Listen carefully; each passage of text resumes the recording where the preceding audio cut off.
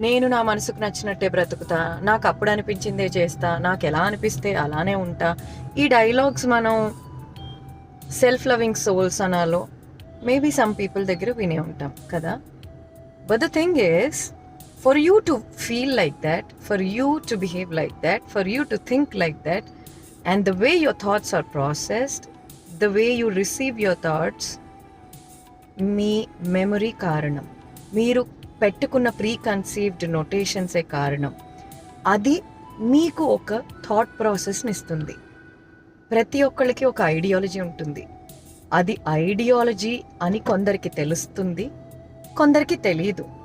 Ideology is not something that you define. Values or something that you define, you put a grid line to it. But ideology వల్ల మీ thoughts define అవుతాయి.